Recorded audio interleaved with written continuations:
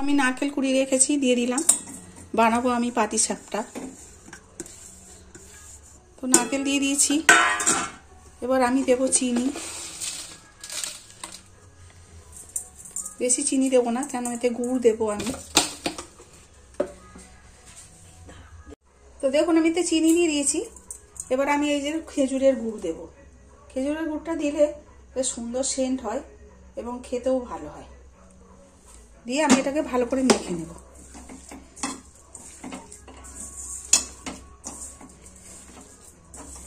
চাইলে বেশিও দিতে পারেন, একটু কম মিষ্টি দিয়ে করলেই খেতে ভালো হয়।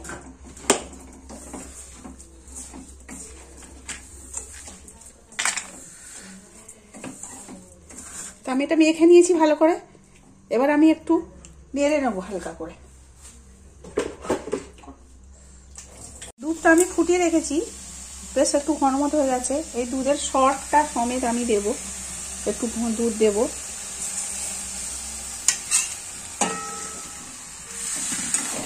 এইটা দিয়ে পুরটা দিলে খেতে খুব টেস্ট হয়। তো গোলাটাও আমি মাখাবো দুধ দিয়ে।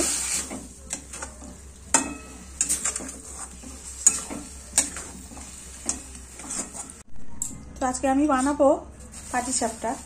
পাটিসাপটার জন্য আমি 2 চামচ মতো ময়দা নেব, 2 চামচ মতো চালের গুঁড়ো। চালের গুঁড়োটা দিলে একটু খেতে সুন্দর হয়, একটু শক্ত মতো হয়। শুধু ময়দা দিলে নরম মতো হয়, ভালো হয় না। আমি এতে একটু লবণ দেব।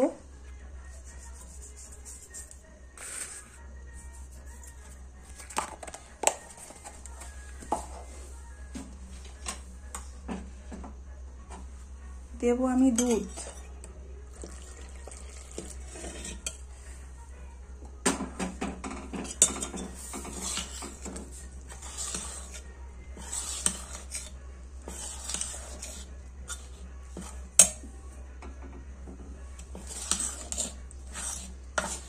তো দেখুন আমি চালের গুঁড়ো, ময়দা দিয়ে, দুধ দিয়ে ভালো করে গোলাটা মেখে নিয়েছি। আমি এতে একটু সামান্য গুড় দেব, বেশি দেব না, অল্প। তো হালকা মিষ্টি হবে, বেশি মিষ্টি দিলে কড়া থেকে উঠবে না। দেখুন আমি এরকম বানিয়ে নিয়েছি।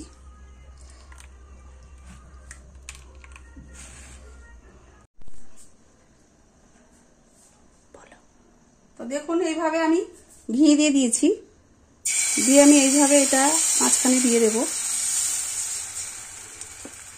দিয়ে আমি গোলাটা দিয়ে দেব।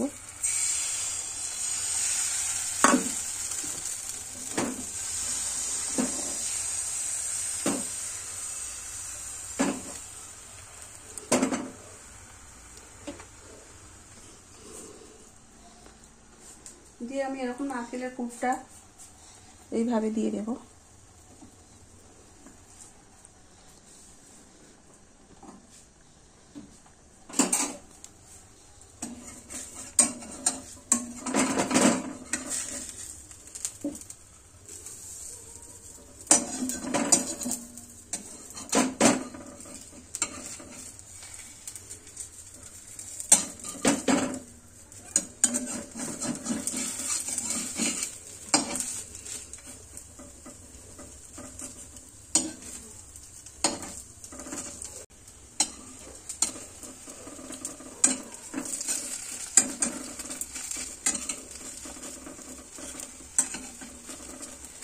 একটু ঘি দিয়ে ভাজলে তবে বেশ খেতে ভালো হয়, সেন্টটাও ভালো হয়।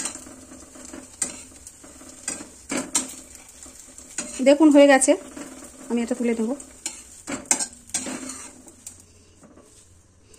বন্ধুরা এটা কত সুন্দর দেখতে হয়েছে। তো আপনারা এইভাবে বানাবেন, খেতেও দারুণ হবে, দেখতেও কত সুন্দর হয়েছে। ভিডিওটি ভালো লাগলে আপনারা প্লিজ চ্যানেলটিকে সাবস্ক্রাইব করে দেবেন এবং লাইক, কমেন্ট, শেয়ার অবশ্যই করবেন।